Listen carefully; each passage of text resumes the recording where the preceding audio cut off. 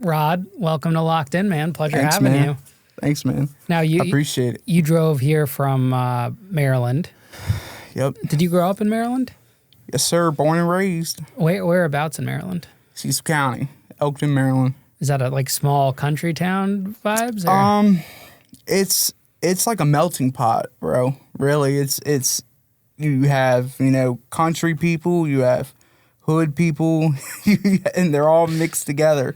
It's just crazy, In certain places people don't go to, and certain places are nice. Is it a wealthy, middle class, lower class? It's middle and lower, I would say. Not too much wealth in there, not too much to do. The drugs are really bad in that area. I think we're second county in the state behind Baltimore, I believe, for drugs, if I'm not mistaken. Don't quote me on that. But and what about you guys? How did you grow up? Did you have big family, siblings, mom and dad? Yeah, my dad had 6 sons and 1 daughter. 6? Wow. Yes, and then my mom had 2 daughters and 1 son. So, yeah, we got a couple of us. So you have a bunch of step brothers, half brothers. Oh yes, yeah, half brothers, and a half sister, or was she? I got 1 half and 1 whole. Wow. Yeah. Were you guys all close growing up? Did you know each other? No, it was broke into families because my dad hopped around from house to house, whatever woman would take him in at the time, and was dumb enough to do it. So, yeah, he would hop around. I think he has 6 or 7 kids' moms out of 8. Wow. So, what did they do for work, your mom and dad? My mom, she was a cake decorator. She worked at Acme and then for Food Line for a long time. And she did that for, 20-some years. And then she went, and now she's HR at Roll Farms. It's a gas station down in Maryland. And your dad, what did he do for work?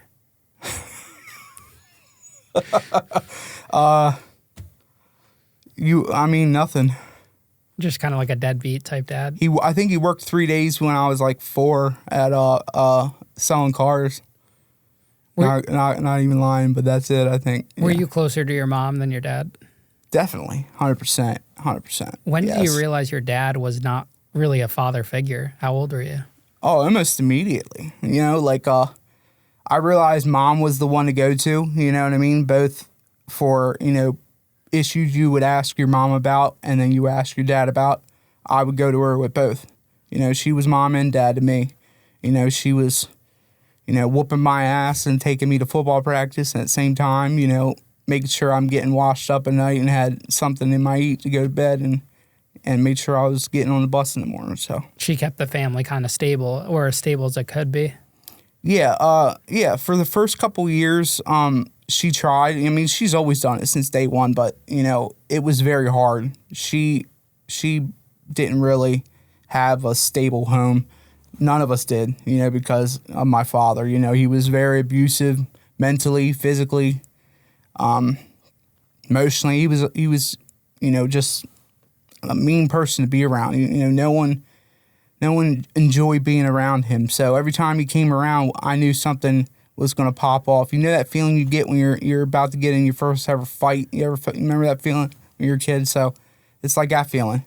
But every time I see my dad, I get that feeling instead of excitement. That's what I get. Did you have any friends that you could relate to during that time period that understood what you were going through, or did you feel kind of alone that you were the only one with these types of parental issues? I had one friend that had the same type of issues. He came from a split household too. He was my best friend growing up. His mom was into drugs and stuff and wasn't there at all. So he was raised by his stepmom and his dad. So, me and him were pretty tight, and I think we bonded on that. He played on my football team as kids, and that's where we met. And his name is Mike.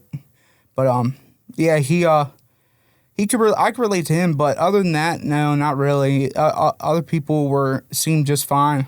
It seemed like it was just only happening to me. So why talk about it? Nobody's gonna understand it anyway. When you reflect back on your childhood now, how much of a role do you feel like your childhood and specifically your dad played on, your troubles with the law and in and out of jail and whatever, path you would end up deciding? I think it played a big part. I think part of me wanted to be like him, because when he did come around, he would come around and in nice cars, had dressed in nice clothes at the time when I was a kid. This is that during that time. He would come around, he was selling at the time, stuff. And, but he never invested or brought it back to share with the family though, Like he kept it all for himself. He never paid bills or nothing like that. So, I mean, I saw him, I knew what he was doing wasn't like illegal, I should say. Like I knew that he was doing stuff that was bad. That's all I knew. And part of me was like, oh, that's so bad. That's cool. You know what I mean? But, the other part of me was like, why can't I just have like a dad that goes and, does his 9 to 5, comes home and, throws the ball around, comes to games, just regular stuff. Was there a part of you that wanted to become like your dad, or were you so anti that? Yeah, out of all my brothers, I think I was the last one to like cut ties with him because, dude, I just wanted to I wanted to have a dad, man. I wanted to have a dad, but I just couldn't. I couldn't just let myself keep getting abused and mistreated like that. You know what I mean? And you can only let people spit in your face and all that stuff and not do nothing for so long. I can't take it. So I just had to cut him off. But I loved him. Let me get that clear. I loved him. But even though I knew when he was beating on Mom or he was putting hands on me, I thought that part of me thought that like he would still be there if I needed him, really.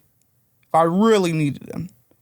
And maybe, and like he would blame his girlfriend, like, oh, I'm just mad all the fucking time about my girlfriend or whoever he was with at the time, so-and-so, and he'd just go on a rant about himself.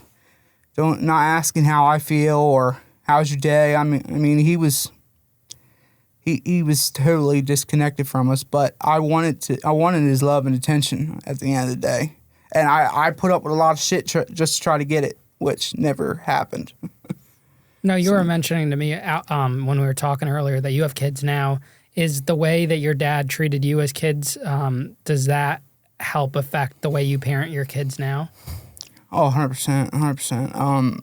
I tell people, I tell my friends and stuff that ask about it, I tell them I learned only one thing from my father this whole time, and that's exactly everything not to do. So when I have a problem or I don't know what to do with my kids in a situation, I think about what my dad did to me in that situation or what he would have done, and usually go with the opposite. And it's always on the money.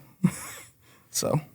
Now, how was high school for you? What kind of kid were you in high school? If someone would like say a teacher was here to describe you, what would they say about you? I mixed between a class clown and troublemaker, I would say. Not really interested in school and paying attention. I was more interested in running around with my friends and, getting into shit and girls and worrying about all that stuff, football. All that. I wasn't worried about academics. So it was, I wish, and I wish looking back now I would have put more effort into it and applied myself more, but it is what it is now. Live and learn. Why do you think that was? Do you think it was because no one was pushing you or it just you weren't that type of person? My mom was pushing me. She's always been behind me and pushing me, but she since my dad was never working and, he was out doing whatever with whoever, he was rarely ever home. Like when I say I see my dad, probably once a week, back then that's about it. And he'd come kick our ass and leave, punch a hole in the wall and dip. So, but I'm sorry, I went on a tangent. What did you just ask? What was the last question about high school? No, just why do you think you were that type of student that you were? Oh, I think just because I was using on and off through middle school on opiates and like Percocet, Oxycontin, stuff like that. And why were you using? What came to be that, started, it kind of was the trigger to get you to start using? It was it was an injury I had. I broke my leg when I was 13 during the summer. Random pickup game. It was so random and weird. And this is how life is. You think life's going one way, and out of nowhere it can completely turn into a different direction, as you know. But I was just a regular pickup game with me and my cousin, one-on-one. Nobody around, in the backyard of my grandfather's house on this little concrete court that he put in. He was a concreter, so he did that for us or for my uncle. And we were playing on it and went up to do a layup, and I came down at an angle, and my leg went and bent, and this tendon or muscle, I forget whatever, snapped or ripped, and it twisted sideways, and my leg snapped, and I broke a piece of bone off in the side of the joint. So it was like a very hard and difficult surgery, and I needed multiple to fix it. So it ended up being 3 surgeries and 2 years without walking. Now, could you have recovered from that without opioids, or was that the only medicine that could help you? I think I'm not against opiates. I'm not when it's done right. And I think that they were over medicating and had me on them way longer than I should. In a hospital for sure, yes. Until I leave there, and maybe like the first week out. Maybe give a week's worth or 2. But the only problem is that your body's got so much healing to do, and in this area right here, this is where they cut. So when you bend it, it's a bend, it's an area that you move a lot, so it stretches. So if you could tear it if you're not careful, if you try to walk on it on the stitches, it could tear right open and rip the skin open again. So yeah, I couldn't walk on it at all. And plus, they had to fix the joint. The first surgery I went into, they went and took it out and said it was all good, and then came back and said, I guess another piece chipped off or something, and that it failed because I was walking on it. So they went back in the second time and broke my leg and realigned it with a plate and like 13 screws. To put the pressure off of when I walk. It doesn't put pressure on that area that the chip of bone went off in. Because if it does, it's just going to grind away until it's nothing. So they did that, and then I had to wait to let that heal. And as soon as it's done healing, I had to go get busted right back into surgery. So that was the third one. And each time I think it was like 120 Percocets a time, 13 years old. And could you have gotten even more based on those injuries if you asked for it? Like, was it so accessible that you were going to, no matter what, get hooked to them? I don't think no matter what get hooked to them, but I think they prescribed way too many for way too long. And also, to answer your question, yes, I think by the third one, I was so hooked that I told him I was still hurting. And I think he wrote me like an extra 30, and I got 30 more. Now, do you have any fears now of being injured again for anything? Like just in life as someone that's in recovery and preventing and forcing you to get back into drugs? Yes, 100%. Yeah, very scared of it. I got into a car accident, and I was worried so much about that. When I hurt my arm and my shoulder, I was thinking, God, I hope it's just all right. And, it's just, I tweaked it the wrong way or something because I didn't want to. And I was freshly, newly sober and in recovery at the time. So I was like, man, this is going to be terrible. But luckily, nothing was needing surgery on. So, but yeah, I think about it sometimes. What I really fear is passing it to my kids. That's my ultimate fear. Now, do you feel like your dad passed it on to you at all, or no? I mean, I can't put it all on him, as much as I'd like to. But I think it's part genetics. I think part of it is your genetics. I think you are more susceptible. Some people are if they have like history of it in their because some stuff changes your DNA and rewires your whole body and brain function and all that stuff. So, I mean, I think that I did get it from him because both of my mom and my dad's sides of the family have substance abuse, problems in the history spread out. It's not all of them, of course, but spread out. So I knew, and my mom knew it too. And I didn't know at the time why, but she was always asking me, Rod, are you sure? Why don't you wait before you press that button again? Because I was in the hospital pressing. As soon as it turned green, she said you can press the button every 5 minutes or 10 minutes when you need more morphine. Morphine drip. 13. I was hitting it. Every time it turned green, it turned right back off. I went back to sleep. My mom was like, are you sure? Why don't you wait? Wait till you can't stand it. Almost can't stand it. Then do it. And I was like, okay, Mom, whatever. Just being, I thought she was just getting on me. And, being paranoid. But, yeah, she knew. She knew, and she says it to this day. I told you. So, but that's my biggest fear. And I know that they are susceptible, and odds are one of them might have the genetics for it. Doesn't mean either of them are going to be addicts, But, it's true. The odds are, one of them could be, if put in that situation like I was, fall into the same, evil things like I did, fall into the same stuff. So, yeah, I worry about it. Why do you think that your mom ended up with your dad if she was so kind of anti that lifestyle? At the time, she was mentally broken.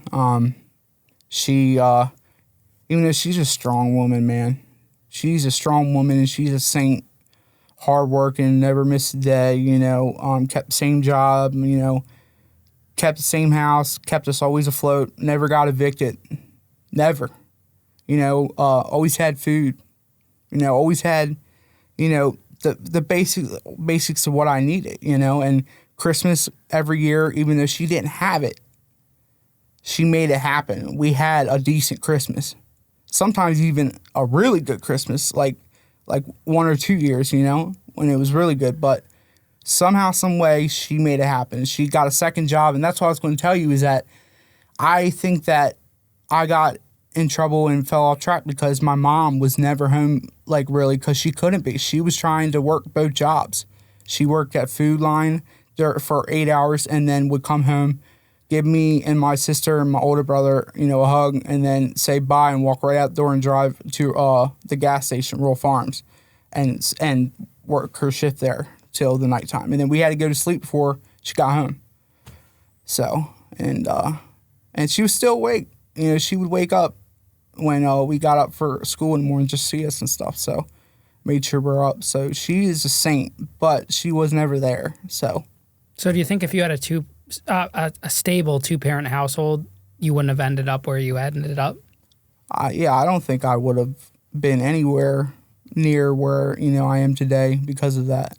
I think if I had a father, that was there, and a mom that was able to be there for me more because the father was, doing his role like he should be, then yes, I think it would have benefited me and my sister greatly, and my older brother, So now you're in high school, you're on drugs, you're hooked on drugs. How does your life start to unravel, or using? Yeah, it's on and off. I'm not hooked yet. It's like nobody knows, like that. I don't tell anybody really, and it's like here and there, like dibble dabble, like weekend thing. I would go and buy a couple for the weekend, and then I would know that I'm about to start getting. I can feel myself when I don't have them. I'm starting to get a little sick, so I stop myself, and I would stop myself just because I was as a kid I was so scared of feeling it because the first time I felt withdrawal was laying in bed during the third surgery. It was 2 weeks after I had the surgery. And all the Percocets were gone at that point. Only 2 weeks, and I had them all gone. Yeah, so I called my sister up because my older sister, because she had substance abuse problems in the past, and I asked her, I was like, sis, what's wrong with me? Told her the symptoms. She said, it's not the flu season, so are you out of your medication? And I said, yeah, how did you know? She said, you're withdrawing. So that was the first time I realized what it was, and it scared me, and it sucked. So I was like, I don't want to go through that again. So I try to, you rationalize it to yourself. Oh, I can, control it this time as long as I do it, not every day. I do it only on the weekends or whatever, but it never works out that way. Why do you think you didn't, because you were able to realize that there was an issue at hand, why do you think you didn't go and ask for help or maybe go to a rehab or anything like that? And why did you resort to just using more drugs on the weekend or whatever you came up with in your mind? I think I didn't, the first one I didn't ask for help because I didn't want no one to know, to be honest with you. I didn't want my mom to know. I was terrified of her finding out.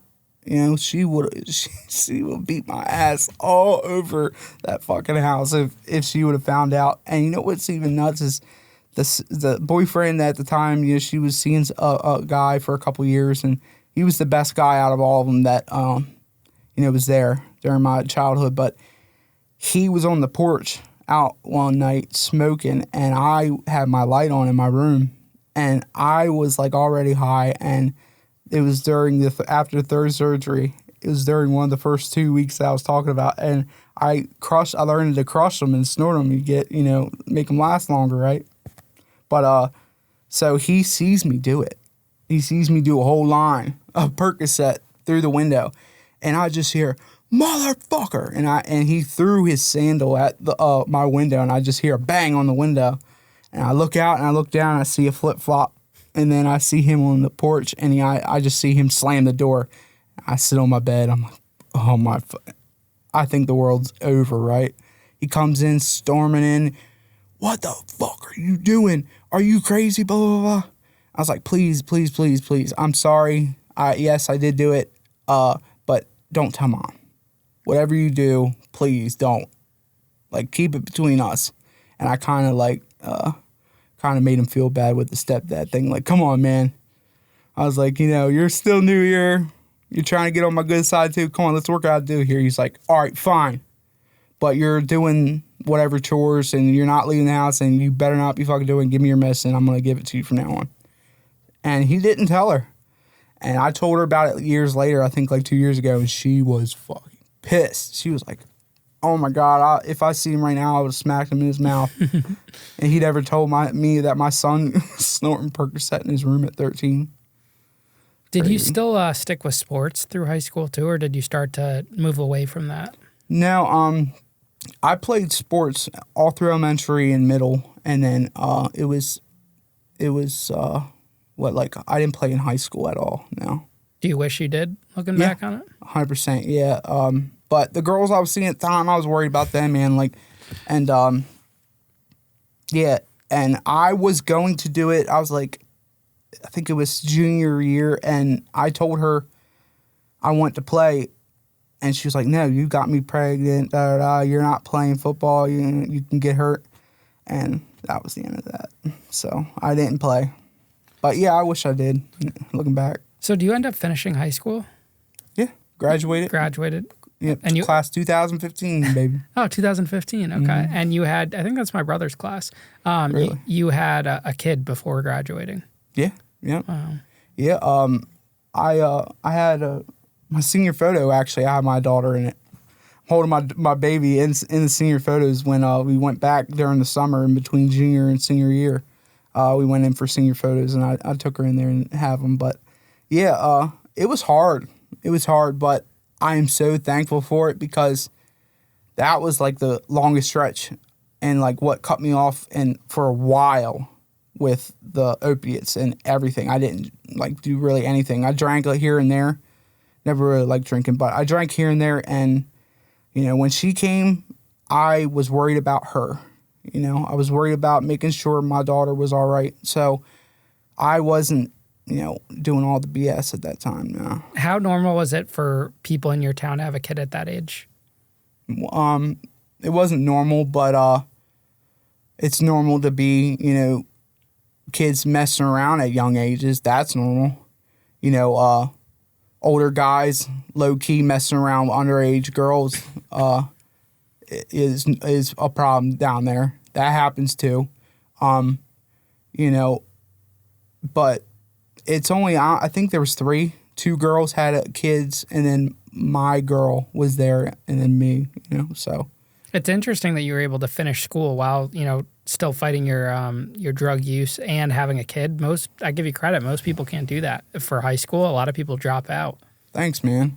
Yeah, it was hard, but, I got to give a lot of credit again to my mom, and she was helping me out. And we lived here, and she even let, my kid's mom move in. As soon as she found out about it, she was heated when she found out, but she let me move in, and yeah, she's good. She was a big part of it. If I didn't have her, it wouldn't have probably happened. Did you end up going to college, or did you go straight into the working world? No, I went to tech school, during high school. So I graduated twice in 1 year. First in tech, and then got my high school diploma the same year. What was like your major or your area of focus? Industrial maintenance, level 1 industrial maintenance. And did you go into that field after finishing? No, I did not. What happened? Why did you seemed like you had a plan and then... No, I didn't, to be honest with you, I didn't like it. I didn't like it. I went to it because we got out of regular school, and I was like, man, I might as well get out of regular school. It's better than here, and I get a trade out of it. So maybe if I like it, I can apply it. And if not, oh well. But no, I didn't apply it. I wanted to do automotive, like work on cars there, but it was filled up, so I had to take industrial maintenance. So do you think if it wasn't filled up, things would have worked out a little bit better for you because that was something you were passionate about? Yeah, I think it would have, but I do that game all the time. I sit there and like, man, if I did that, where would I be at?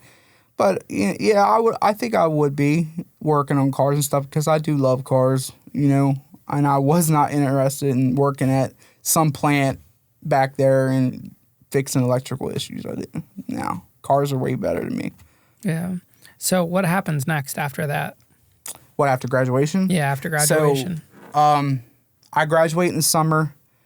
I knock up my kid's mom immediately after. For a second summer. one? Yes. Second kid. Knock her up with my son, yes.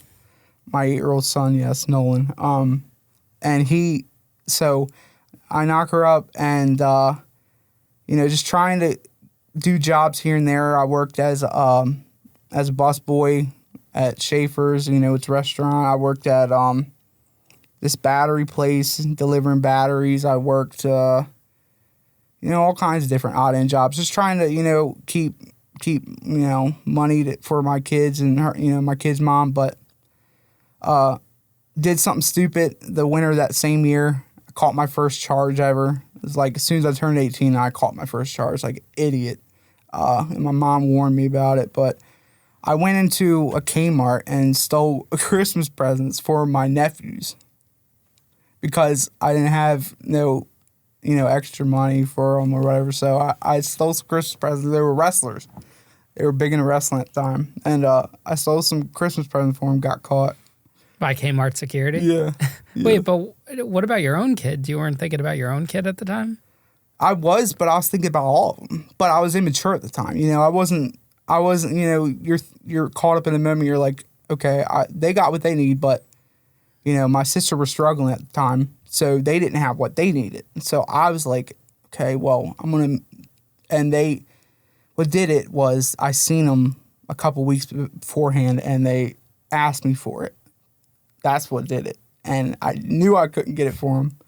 Knew I didn't have the money for it at the time because I had gotten fired and was in between jobs, so I didn't have the money for it. And I felt really bad. So I was with my buddy. We were drinking, and we went in there, and yeah, it just happened. I don't know why I did an 18-year-old dumb decision. Did drugs affect your decision at all, or no? Drugs and alcohol, yeah. Drugs and alcohol. Yes. So this was, what made you go back to drugs? You said you had a clean period when you had your kid. Why'd you go back? Yeah, I went back because me and my kid's mother, me and her started getting into it, and, she was unfaithful, and then I started becoming unfaithful.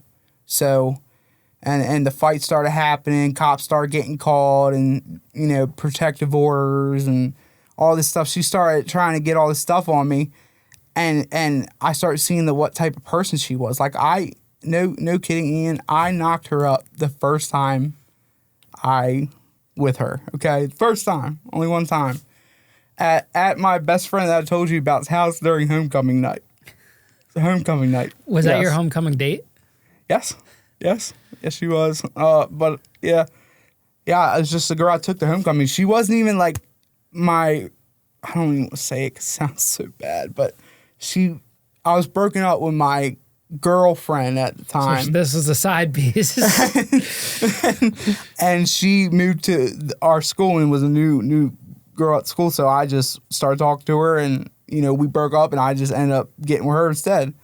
And I knocked her up, so I ended up staying with her and trying to make it work. So, but yeah, she ended up. Started seeing her true colors come out, and she was unfaithful. She was a liar.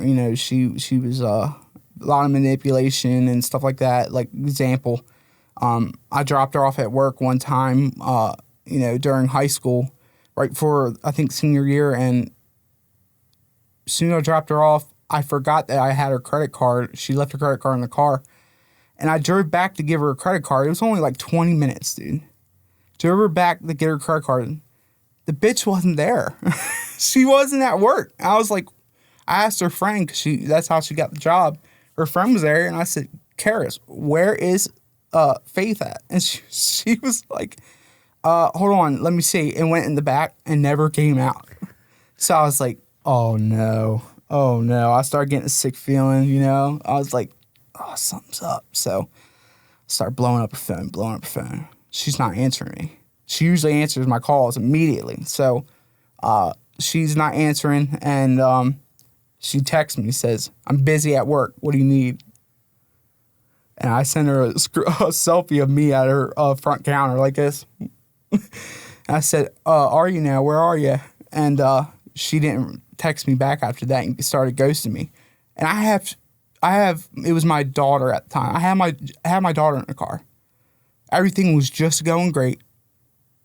Just regular day, dropping her off, forgot her card, something so little, and I find out this. And it turned out she was at the movies and seeing a customer that came in like a week beforehand through in line, and I guess he got her number and took her up there. And she said she was at work. And that was the trigger for you? One of many, yes. Wow. Yes.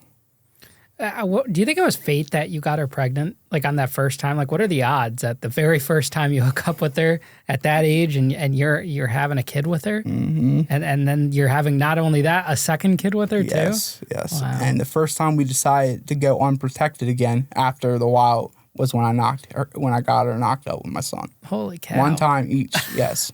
No kidding. No kidding. The girls are going to be hitting your DMs up after this. No, they're not. No, they're not. I am not giving no more kids to nobody. So you get arrested for the Kmart heist.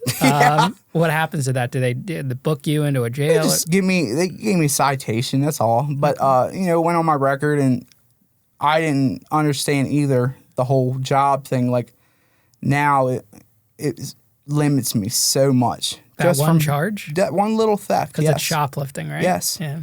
McDonald's won't accept theft. Wawa won't accept theft. Nobody will accept theft charges, really. It's either they'll accept theft, but they won't accept felons, or they'll accept felons, but they don't accept thieves. And I'm a felon and a thief. So was that a felony or charge, or was that a misdemeanor? No. So it was a misdemeanor? And you couldn't get that? There was no program, first-time offender or anything? I got a PBJ for that, but I think it was still on my record, or I asked for a PBJ, but it went on my record. It wasn't nothing, though. Nothing ever came about of it. Like, just some little charge that went on my record, but I think I can get it off now. So what happens after that? So eventually me and my kid's mom, we get into it a lot, and eventually I catch her, doing stuff with, like, seeing my friend or whatever.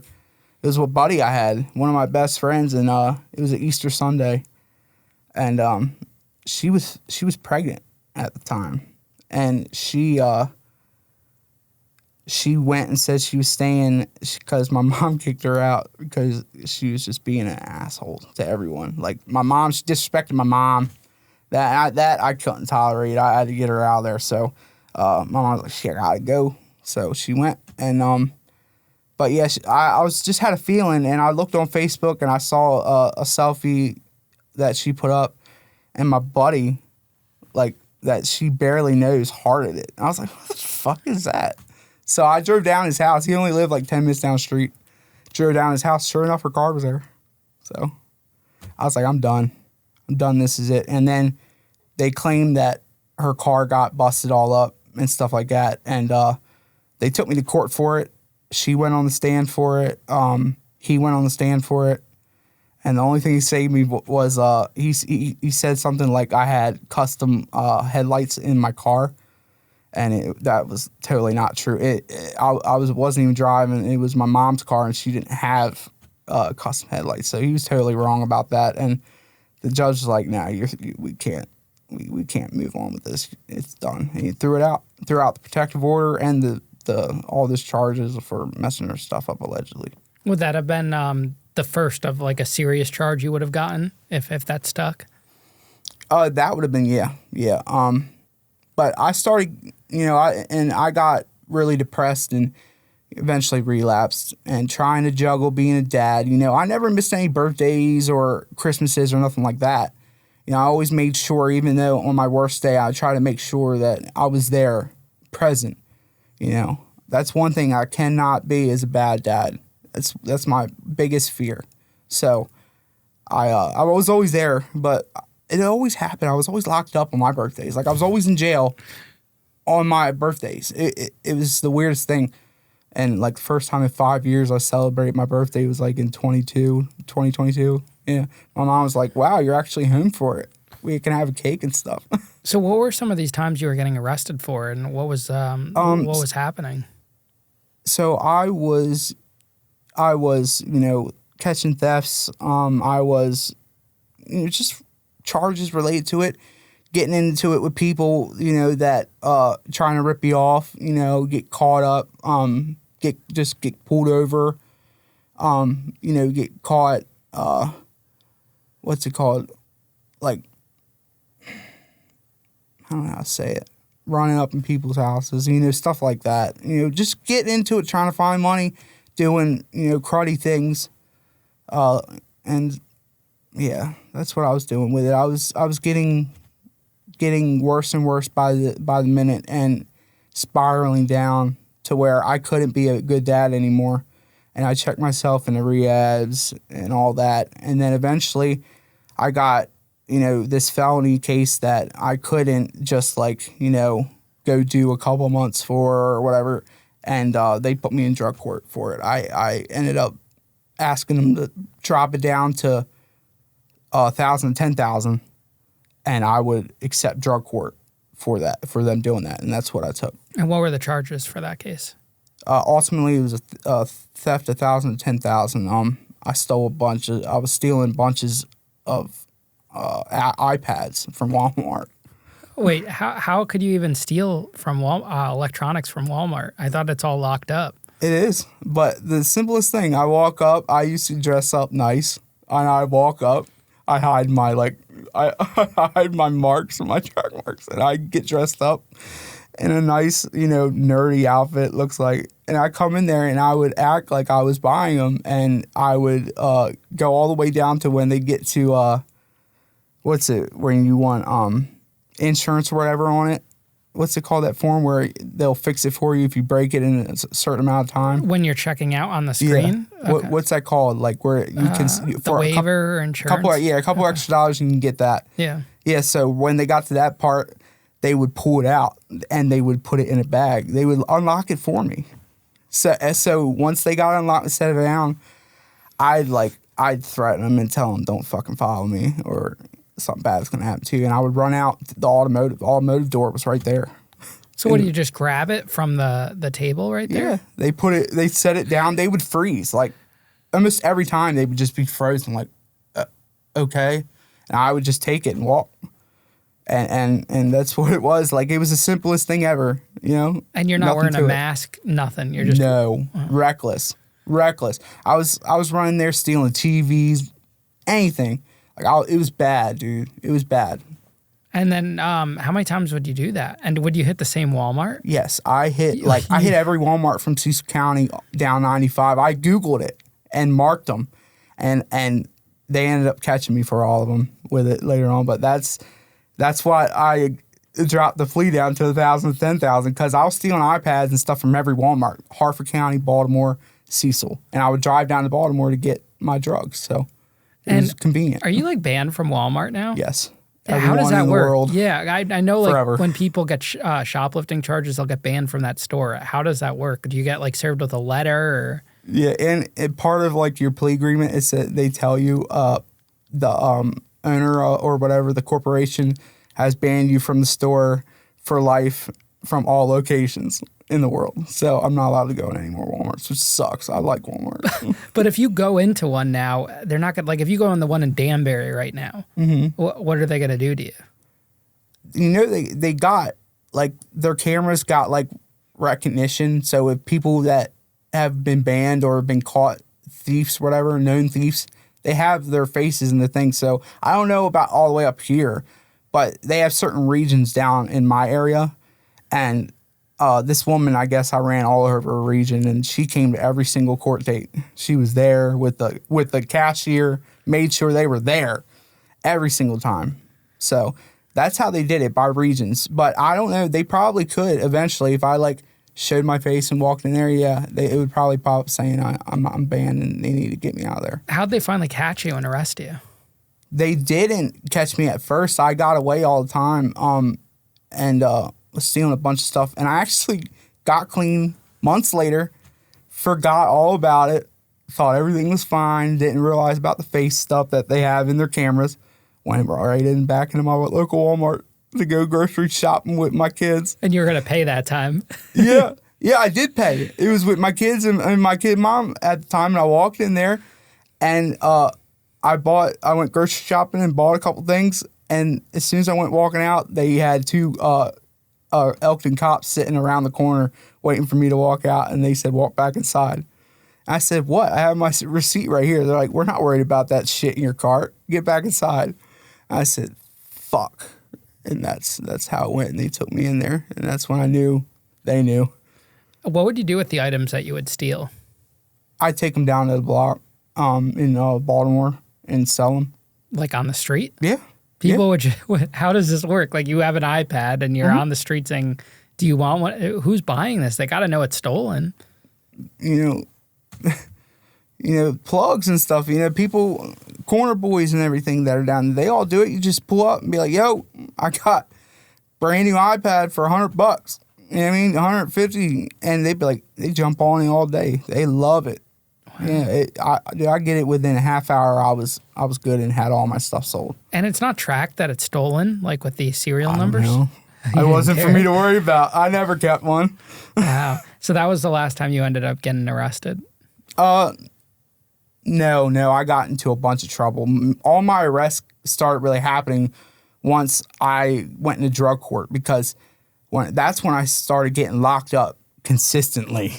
Like I was consistently almost on a weekly basis in there, inside county jail.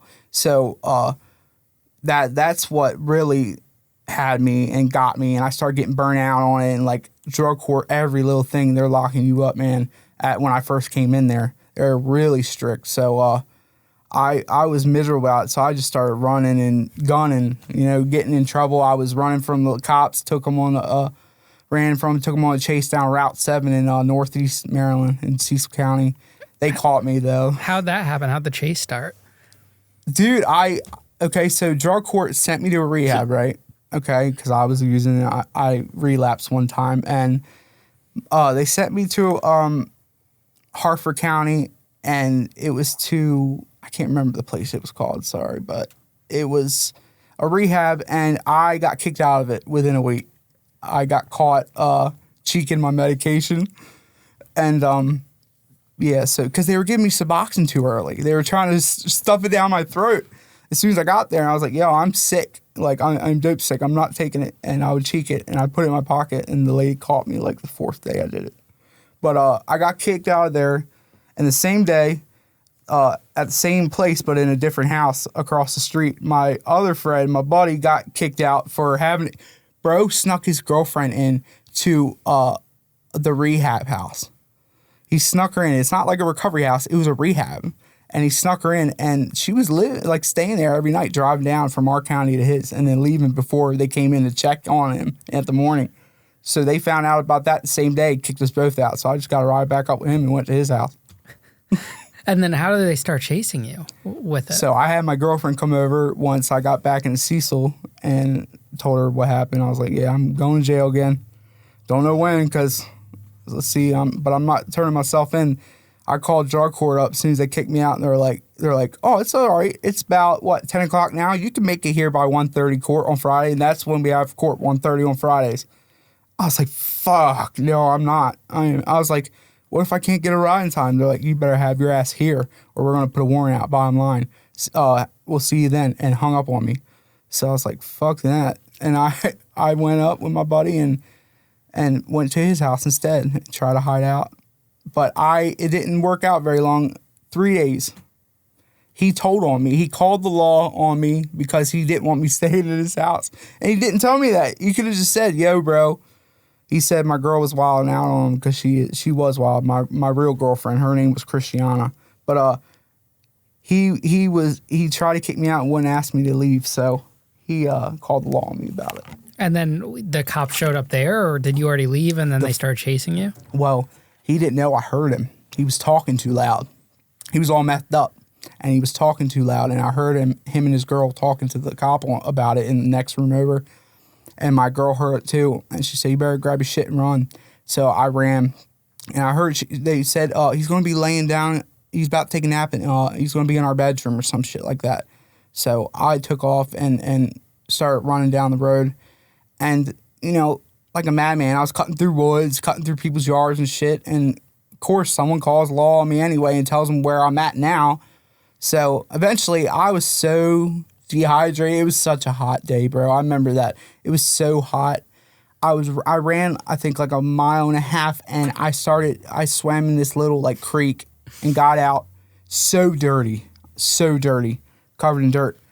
And then, I seen one police car come past, and I jumped in the gutter, like the drainage ditch on the side of the road. But it was filled, they didn't clean it in a while, and it was filled with poison ivy. And I didn't know it, and I covered my whole body in poison ivy. And I jumped back out, and I started running again, and the second cop went down the road. I guess he was responding to me, and he saw me, lit the lights up, and pulled me over. He said, what's your name? I was like, Rod Hunt. And I could not run anymore, bro. I was so dehydrated, lightheaded. I could not run anymore. And I passed out when they brought me into the jail. I passed out, and they had to force pour Gatorade in my mouth, and they were going to take me to the ER and stuff. But it was crazy. I passed out and stuff at the jail. How many times do you think you were in or arrested in jail, and then what was the longest stint you did in there? I actually talked to, shout out Ray, if you're watching this, but I talked to Ray, my case manager, the second one that's I was cool with. He told me for a fact that it was in the hundreds. 100 times you were arrested? It was in the hundreds. It was probably a little over 100 times. No bullshit. I had text from him. I asked him because I wanted to know, but yeah. And I said, can you give me the paperwork? Because he used to show it to me to talk shit all the time. He said, you see that fucking stack? That's you. That's a headache for me. He's like, and that's you, Rod. He showed me my paperwork, and it was so thick all the time, but he said he threw it out. But he said it was in hundreds. So you get pulled over right now. How is a cop going to treat you? Here, good. I haven't been in trouble in a couple years. I graduated drug court. I'm clean and sober now, other than marijuana. I smoke weed. But that stuff never goes away, though, on your record, does it? After a certain amount of, I think they changed the laws or whatever recently, a certain amount of years you can. I think I have one more year to go on my felony, maybe, until I can maybe get it. Because it's not, I think it's different classes of felonies. So I think I might be able to get that off my record eventually, hopefully, now that they changed the law in Maryland. Was the felony the shoplifting one? It was the felony theft one when I was robbing the the people working at the cashier in there. Yeah, Where at the Walmart? At the Walmarts, yeah. The Walmart thief. Yeah. Mm-hmm. Man, that's a big arrest record. Yeah. That's a big rap sheet. One time I went to it was in Baltimore County, not the city, and I was running out with a couple of iPads, and this was, I think, like, what was it? I can't remember, but I beat the charge. So I messed up and forgot about it. They caught me on one, but I beat the charge, so it didn't stick. And then they caught me 3 months later when I was in my Walmart getting groceries. But first time I caught it, I was running out with one, and the cop, because he beat me up, I accidentally ran. It was an off-duty Baltimore City cop in line at a Walmart, and I ran through out of all the checkout. I ran right past him, and he waited for me, and he fucking horse collared the shit out of me and whooped my ass. Yeah, whooped my ass. When you're doing this, when you're continuously getting arrested using drugs, do you ever get tired of it? Like, are you like, I don't want this life anymore? What's the mindset when you're living this life? I mean, I can imagine you probably didn't have a good living situation either anywhere, Yeah, I see, and like the more you're around people, the more people you get connected with, and then you start hanging out with people like that on the outside, and it grows from there, and then you start hanging around with and then that's who all you hang around with, and then you become your environment, So I was always around people that were in jail and prison and stuff, so that's all they do. That's all they do, and it makes you more violent, and it makes you, I don't know how to say it, farther gone. Like you from coming back to be able to have a normal life, and luckily I was able to, pull myself out of that and get back to myself. But at that time, no. Even though I was worried about my kids and all that, I thought that was the only way that I could, do stuff. Because I was selling stuff, but that was a long time ago, and I never got caught for that stuff. You were, in a way, becoming like your dad at some point, whether you were, you did say you were trying to be there for your kids, but, some of your actions, it must have been hard. Yeah.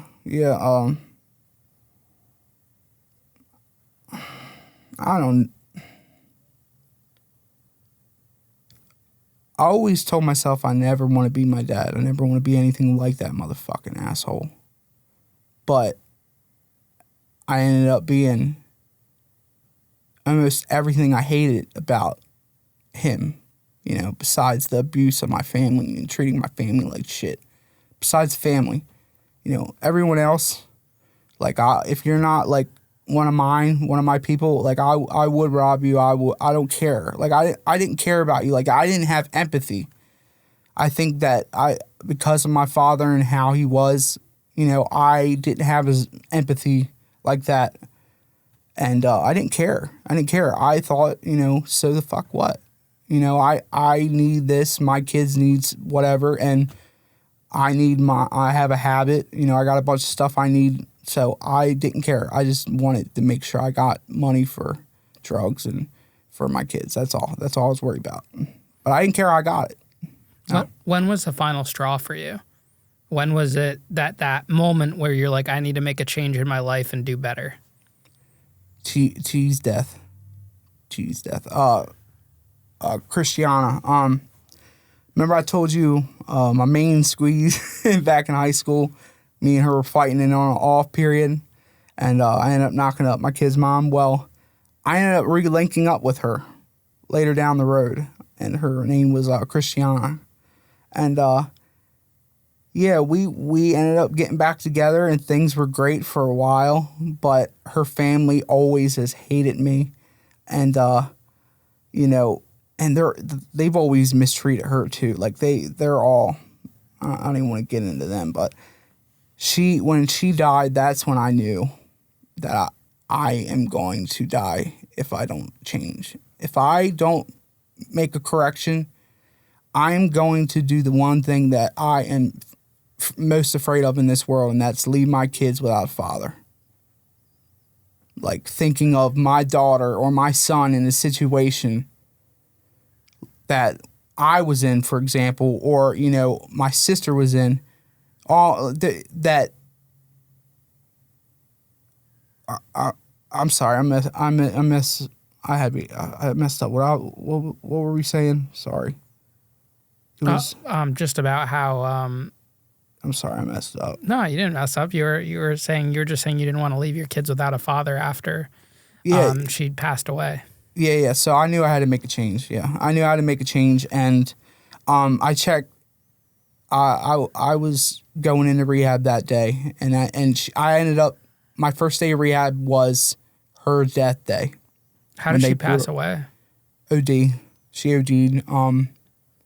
I went to jail again. I think she just had enough. You know, I wasn't there for her. And halfway through whatever the sanction was, she stopped answering my calls. And I was like, fuck. And she was clean at that point. She was a year clean. So I immediately got worried. And I was like, oh my God, no. And I went and tried to get a hold of everyone. Nobody was answering me. None of her family. They wouldn't answer me anyway. But I tried. And it ended up turning out that her real dad ended up messaging me and telling me that she OD'd during the night before, and that she was on life support, and he didn't know she was going to make it. And she was on it for a month. She lasted a month before her family pulled the plug, and her death was on July 28th, I believe. July 28th. Of this year? Of 2022. And this is the mother of your kids? No, not the mother. Oh. No. This was the woman I was going to marry. My fiance. She was my fiance. You know. She was kind of like in between. Oh, this was the original woman before you met the mother of your kids. Yes. My middle school, high school sweetheart. Yeah. Mm-hmm. Yeah. I was always just, attracted to her. I don't know why. Like, it's that one girl that, just always end up linking up back with her somehow, some way, and for me, that was her. Mine was her, and she unfortunately passed away 2 years ago. But it was hard for us, man. It was hard for my kids, losing their stepmom. It was hard for me losing, my spouse, basically, not having nobody, and I haven't dated anyone since. Do you think if she didn't pass away, you never would have got clean? Well, I relapsed. I was clean when she OD'd, and then I relapsed. But and then I relapsed for a month, and then while she was in the thing, and once I knew she was dead, I checked in to rehab. You know what I mean? You get it? That's how it happened. So, but yeah, I relapsed for a month when I heard the news, when her dad broke the news to me. I just couldn't take it. I immediately hit up somebody and started doing dope again. What happens to your kids when you go to rehab? Their mom, usually has them half the time, and then my mom would help out, or my sister would help. The family. I got a pretty good group of people around me now that I can rely on, and they can rely on me now. So, how's your guys' relationship now, you and their mother? Dude, it's crazy you say that, because just more and more stuff has been happening since we talked, or I talked to your people at the beginning when we set this thing up. She actually just got in a car wreck 3 weeks ago, and she can't move her body, can't talk, got a trach in. She's 2 hours away from my house currently, down in shock trauma in Maryland, University of Maryland. They moved her over to their rehabilitation center. So she's got to stay down there for a couple weeks, and then they're going to move her up locally back to Cecil County closer. So, but yeah, she just got in a car wreck. But it's been rocky. I actually just finished going to court for custody of my kids. I won primary custody a month before she got in this accident. So not pretty recently. Now, does an incident like that, put triggers in your mind to start using again? Well, I wouldn't say triggers, thoughts. Yeah, it definitely pops up. Like, your brain can trick you and try to play you into, going and getting high. But nothing ordinary, just like, why don't you just go get high, bro?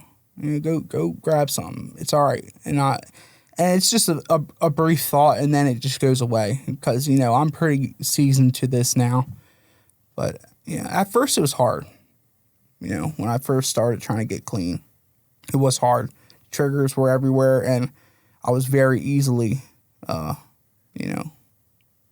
led into relapsing. Have you had the conversation with your kids about your past, who you are, who, their grandfather was, and, kind of how to stay on the right path and not make the same mistakes you did? I've talked to them I've given them the kid version. Yeah. Yeah. They know that their grandfather was, not a good person to be around, and that he was, mean, and that daddy doesn't want him, around us anymore. So that's all they really know. They don't know the details or anything about him or me for that matter. But I'll probably be, tell them about everything eventually, but not right now. Do you think you'll ever make peace with your dad? No. Mm-mm. And you're okay with that? Yes. Yeah. He's done so many things, man. He is a truly evil individual. Like, I'll give you a couple examples. Like, when I was a kid, he would sit there, and I remember one day he went down, we were riding around doing all the things he was doing, all his errands. And all I wanted to do was, and I asked him that, could I use the bathroom, Dad? Dad, I have to use the bathroom. He would not stop. And he went all day. And I asked him again multiple times, whenever he said, no, just wait, hold it. And eventually, I remember last place we went was my grandfather's house. My mom's dad, his house. They let my dad at the time come down there and wash his car. So we went down there, and that was the last place we were at. And I was like, Dad, can I go in? And he wouldn't let me in. He knew what he was doing. He was sitting there doing it to torture me, and basically forced me to piss and shit myself so that he would have the reason to say to my mom later why he beat the fuck out of me. So that type of shit like that. And he also was into drugs and stuff real bad. And, like, he would sit down there and hold me down for hours, pick at my face as a kid, after he picked his all to hell and couldn't pick his anymore. He'd hold me down and claim that I have acne on my face that wasn't there, and I'm like, fucking, like 8 or 9, bro. I don't have a bunch of acne. What are you talking about? 7. Yeah, I was a little kid, so he would do stuff like that and just dig into my face. He would beat up me and my brother Brad and brother Ronnie. First time I met my brother, I didn't even know he existed. This is how I found out about one of them, is that we drove up to a random house one day because I was always forced to ride with my dad, and he just walks into this house, and then a second later I see a teenager get thrown out of the house onto the yard, and I see my dad come out behind him and just start pummeling him on the front yard, and I'm just sitting there looking in horror, scared shitless in the car, don't know what's going on. And then he drags this kid into and yells at me, tells me to get in the back, and throws him into the front seat, and he said, "You're coming the fuck with us." And he said, "No, I'm not." And he went to go get out, and my dad punched him as hard as he could again in the face and stunned him pretty bad, and he didn't try to resist him after that. And he closed the door, and he got in the car, and I said, "Dad, who is he?" And he said, "That's your brother. Say hi." And then he smacked him again and cussed him out. Why the hell are you doing this and that? And I guess his mom called up my dad and said he was acting up and he needed to get handled or get, disciplined. So my dad rode up there randomly, and that's how I found out my brother Ronnie. It's him getting beat up. Yeah. But he pummeled him. And but Ronnie's in prison now. He's in prison. He didn't take it well. He had a stepdad, but he didn't take it well as like me and my other brother Brad did. Ronnie is, even though he don't like to admit it, he can be a sensitive person, and Dad really fucked him up because he fucked us all over. What are some tools you use yourself to keep you grounded and to keep you on track and not relapse and have another one of those moments? My kids are, just remembering what I got and what I got to lose, I didn't care a couple years ago if I ran into somebody and had a problem with them, I wouldn't care about, handling it to whatever level he wanted to take it to. But nowadays, like, I am worried about it. I would be lying if I said I wasn't worried about it. I'm not going to risk my freedom and my kid's life with their dad over some guy, some random motherfucker that's talking shit. If I'm going to go to jail, it's going to be for my kids, about my kids, about my family. And that's what Ronnie did. Ronnie went to prison because some guy, when he went to prison the first time, molested his daughter, my niece, Liana, we love you. And they went to court, tried to like Liana and my brother's kid's mom went to court, tried to do it that way. And he said, he was mad as hell, but he said, I'm gonna wait and see what happens. And he was like, but I don't think they're gonna do nothing about it. And they don't, whatever. And they didn't do nothing about it. He's still free to this day. And my brother ended up seeing him out somewhere and I guess, allegedly shot at him. And that's what he's down the road for right now. What's the number one thing you want people to know about addiction, about, the things we do when we're battling addiction and on drugs and, some of the situations you've gotten yourself in and having a criminal record now? What do you want people to know about that? I would want people to know that there is help out there and that you should have good people around you. And if all the people around you are doing fuck shit, then that means you're around a bunch of fuck people that are not good for you and that are going to lead you down to the same shit and on their level. So eventually you're going to be that same one that you are talking shit about and think that you will never become. So don't think you can't be you, and don't take your life for granted and your freedom for granted. Could happen to anyone. Yeah. Addiction doesn't discriminate. That's what we say down there. It does not discriminate. I've seen lawyers, I've seen cops, I've seen teachers, all kinds of people in like trap houses and stuff. It's crazy. It's not all homeless people riding around on bikes. That's not all addicts. You would be surprised how many people really know in your life that are on drugs and you just don't know it. Well, Rod, thank you so much for coming on the show today and sharing your story. And we wish you the best and a bright future. That the road ahead is brighter than the road behind. Thanks, man. Thank you. I appreciate it, dude. Yeah, it was fun to come on here, man. I love the show. And I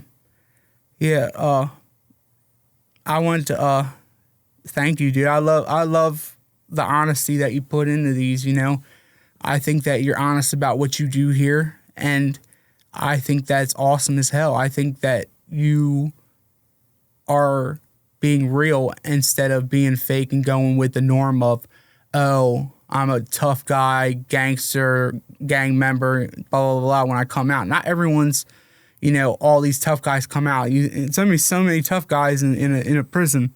You know what I mean? So you're at least honest about it. So that's why I hit you up and said, I want to come in and spill the beans and see what's up. So and I think thank you for having me on, yeah, man. thank you. And I think it's Appreciate so cool it. that you are a listener from like day one. You were saying since the JD Delay episode, the very first one, that was like my 5th or 6th, or it was in the first 10. And to see someone that has been a listener who is now on the show for so long, I think that's cool, and I love that. Yeah. And it's cool seeing people get comfortable with the show, with me, and want to reach out. That's why I try to, to respond to as much people as possible that I can to get them onto the show. No, I appreciate it. Thank you for having me on, man, and thank you for letting me, tell my story and get that stuff out there, because it's not right. It's not right what these people have done, and it's horrible to live like this. And if people don't call out for what it is, then it's just going to keep happening. And I don't want my kids or any kids to go through what I went through, what all my brothers went through. We all got abused. We got beat by this man, And what cut ties is the final nail with me is I walked in to go check in the drug court, and the sheriffs pulled me in from the security at the front desk and asked me where I was last week, and I told them so, and so I wasn't even in the county. I don't even think the state at the time. And what happened is he got pulled over, Ronnie Hunt got pulled over, and he told the cops that he let me borrow his truck for a week and that it was my drugs that they found in his truck. Blamed his own son that we were on decent terms with at the time. Blamed his own son and claims that the drugs are his and tries to get me locked up, knowing I'm facing years, knowing I got kids of my own, knowing I'm trying my best and not even in the county and away from everyone so I can not get high. And you're sitting here trying to put me in jail behind my back. That's the type of dad that he is, and that's the type of dad that I am not. And I am proud to say that my kids love me. I have my kids, and he is going to die alone. And I'm sorry if it sounds cliche or, mean, but I think he fucking wholeheartedly deserves it too. Because he has robbed me, he has beaten me, he has hurt my whole family. My aunt just killed herself. Killed herself over this man. This man and my grandmother, they're two evil people. They sit there and put down my aunt until she blew her brains out. We just buried her as well. We just buried her last month. And you know what he did? He didn't even bother to come to the funeral. He just went over and stole her car. Still has it. It's parked out front of his house right now. He stole her car, didn't even bother to come and show up and give his fucking, condolences to his own sister. That's you. That's you. That's you, Ronnie, and that's never going to be me. That's what I can say about it, So, I'm going to do me. I'm going to be the best father I can. And hopefully, I am able to build something here, and show my kids that even though they ain't got all this, they wanted a big family and grandfathers and stuff like that, even though they ain't got all that, I'm going to try to do my best to give them the world. And so that's what I'm trying to do right now. Trying to go around and become successful like you, man. I love that, man. Anything's possible. You just got to keep at it. I appreciate it, bro. I appreciate you, man. It means a lot that you took the time to come out here and this be your first podcast. Of course, man. I was stoked about it. Stoked. Awesome. Well, keep in touch, man, and keep doing you, and keep listening to the show, man. I appreciate the support. No problem, bro.